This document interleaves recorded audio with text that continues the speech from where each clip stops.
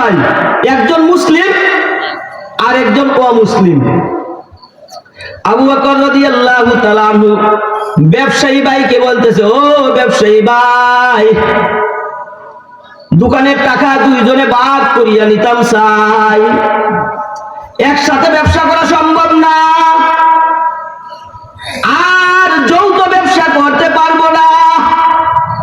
ও আমার ব্যবসায়ী ভাই, ব্যবসার মাল ভাগ করে নিতে হবে, নিজ নিজ ব্যবসা করতে হবে।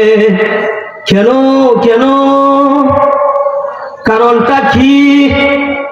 দুইজনের মধ্যে তো মিল মহব্বতে ব্যবসা চলতেছে, এই পর্যন্ত একজন আরেকজনের সাথে কোনো ঝগড়া করি নাই, মারামারি করি নাই, ফিতনা ফাসাদ হয় নাই, মন মালিন্য হয় নাই, মিল মহব্বতের মাধ্যমে দুজন সুন্দর মতন ব্যবসা চালিয়ে যাচ্ছি।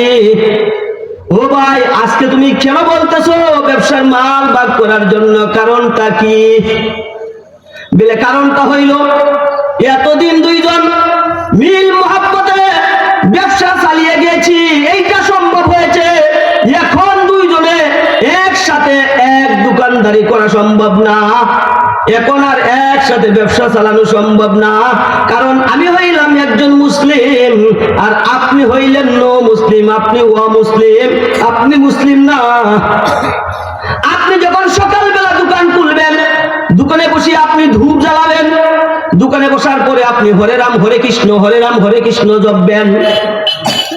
এই যে অমুসলিমের কার্যকলাপ, দোকানে বসে আজ আপনি হরে রাম হরে কৃষ্ণ জপবেন, রাম রাম রাম রাম রাম রাম জপবেন। আমি আবু বকর এইগুলা দেখিয়া সহ্য হবে না।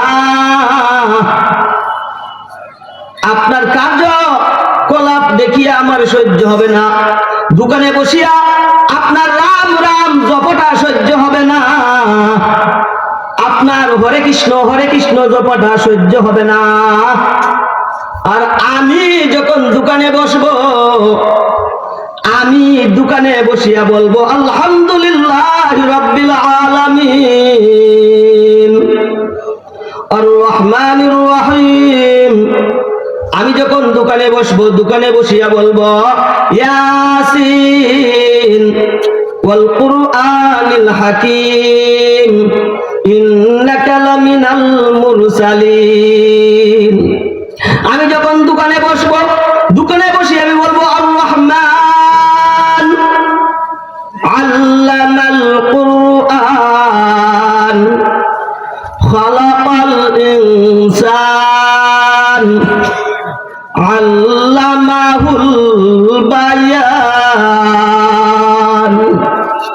এইগুলা দেখি আপনার সহ্য হবে